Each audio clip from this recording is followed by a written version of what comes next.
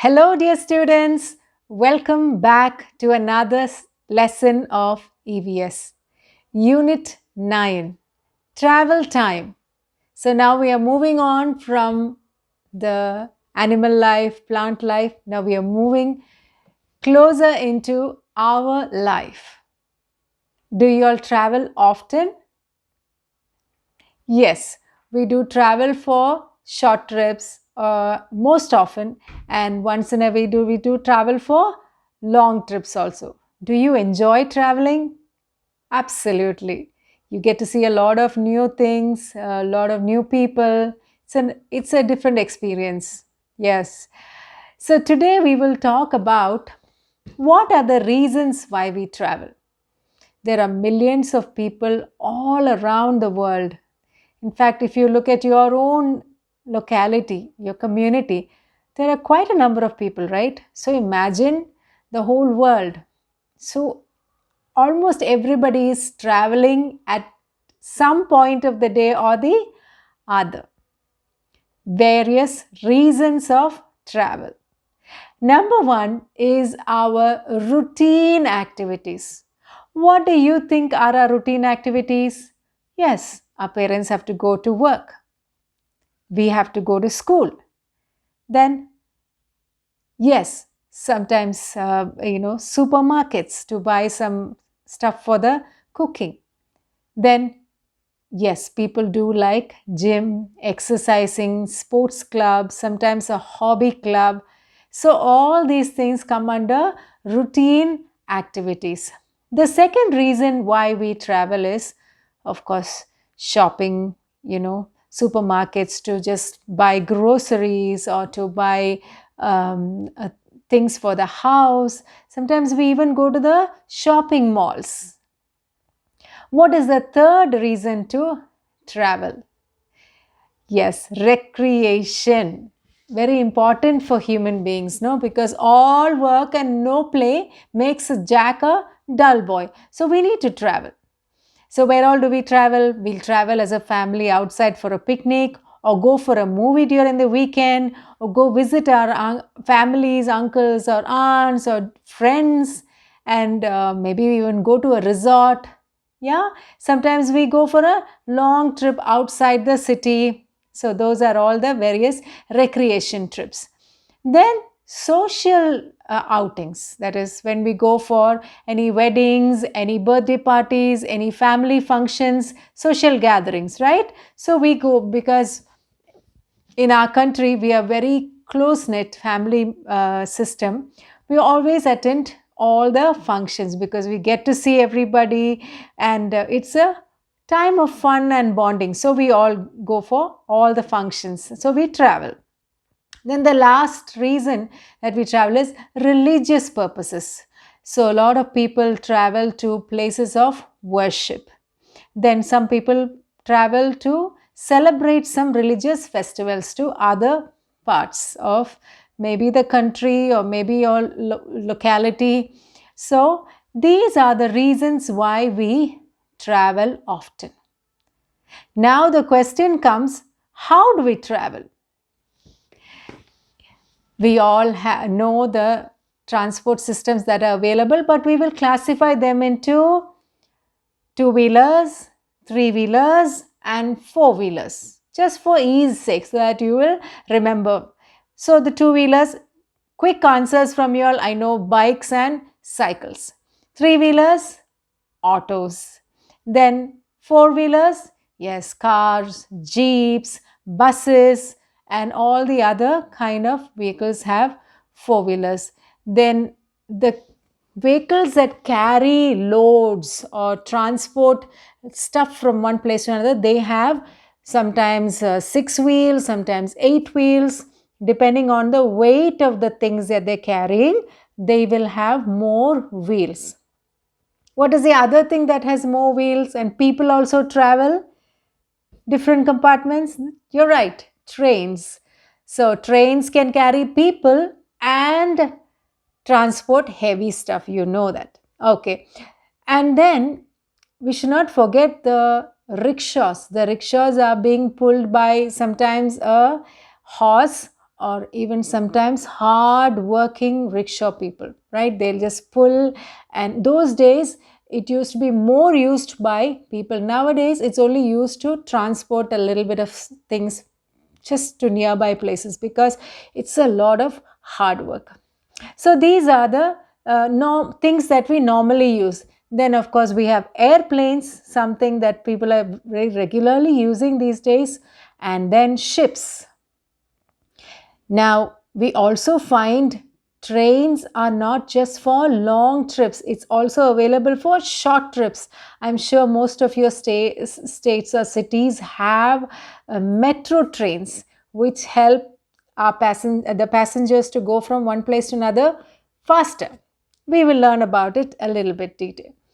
Now, these are the various transport systems that we use. Now, what if we are going to local places? We can use all these things. What about from state to state? Like it might be a overnight journey or a day journey or sometimes 2 days journey. So then what do? We use trains. Then we use buses. In buses, you will find sleeper coaches, the buses that will be having a sleeping system for passengers. So these kind of things. But the fastest way to reach is the airplanes itself. Okay. Now, when you're going internationally, what do? International means from our country to a faraway country. What do? Yeah, the best way is the flights themselves. They'll help you to reach faster. Even though we'll have to be in the flight for many hours, still flight is the fastest way. Then there is the way of the ship. That takes even longer.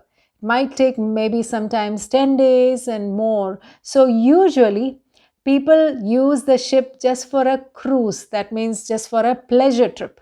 And other times the ships are used to transport things when people are shifting and they have to send something important. So then they use the ship. Otherwise, like I mentioned, there are cruise ships or luxury ships which people use for recreation and just travel like with family or friends. So that's the way people use these kind of transport systems for international travel. Now, when we are thinking about these things, does your mind go back to think what did they do in the olden days? In the olden days, yes, they did not have any of these vehicles. What did they have? They used all the animals, camels, horses, then chariots, tongas, all these things. And even the hand pulled rickshaws were used a few years ago. So these were the things that they used in the olden days. And people, of course, used to walk for many, many, many days. Those days, travel was like a big task. People had to, only those who had horses and donkeys and camels and all could travel some distance at least. But we are living in the 21st century. Yes, things have become very, very easy for us, right? We have all the vehicles at our service. We have the local buses, local trains, and then of course our own private vehicles. We can use any vehicle to reach any place very quickly.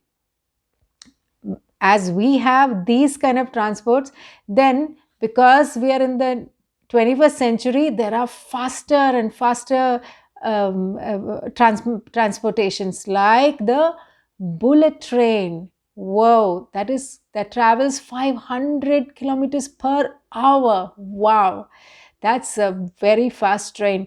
In fact, we can be proud that we have a train that they are planning, the bullet train they are planning in Ahmedabad Mumbai route, which will be traveling at 320 kilometers per hour.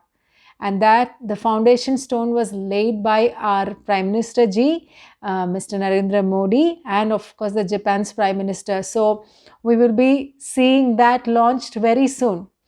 And meanwhile, of course, we have the metro trains in our cities, which we use for shorter travels. Then these are the normal things that we use, but there are also some vehicles that we use in emergencies. What are the emergency vehicles? Yes, the first thing that comes to mind is ambulances. Ambulance is very, very important because it can literally save a person's life. Ambulance transport sick people or injured people or somebody in emergency to the nearest hospital service. And some ambulances, not every ambulance, some ambulances have the first aid service or the medical personnel inside the ambulance. That's a wonderful thing, no? They are already trained, so most of the time they will save a person's life right in the ambulance even before they can reach the hospital. So such things are available internationally, and they have such trained, highly trained personnel who can save a person's life.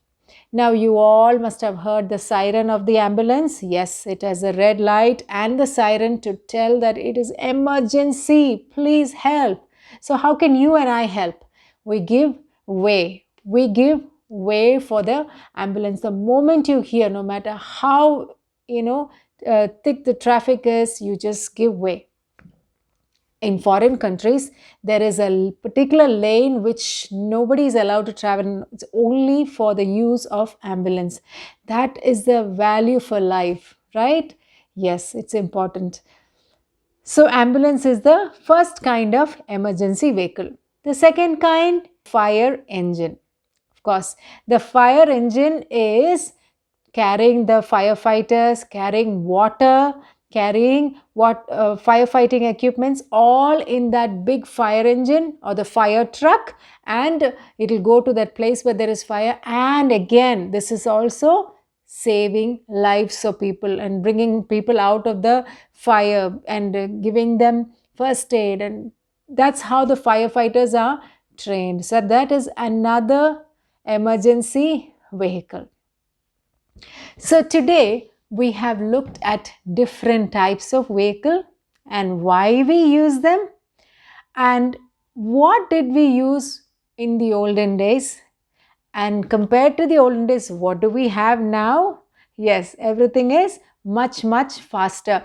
In fact, our parents, when they go to the work, they will take their bikes or their cars. When children go to school, they'll take the school bus or their cycles. Some people take their cars. And then the other people who are traveling to work, youngsters and all, they take their bikes and they want to reach faster. Buses and metros and all these things are used every day. And for transportation of goods and other things, yes, they use trucks and trains and the huge vehicles. Sometimes you must have seen a lorry that has a big trailer with so many wheels, and that will be transporting parts of a windmill, big parts of an engine, big parts of a machinery. So those are also used for transportation of goods. And then we came to understand that emergency vehicles like ambulances and fire trucks are very, very important because they save lives. Okay, so these are the benefits also of transportation system. I hope you learned a lot of new things today. So bye-bye for now, and we will see you in another video very soon. Bye-bye.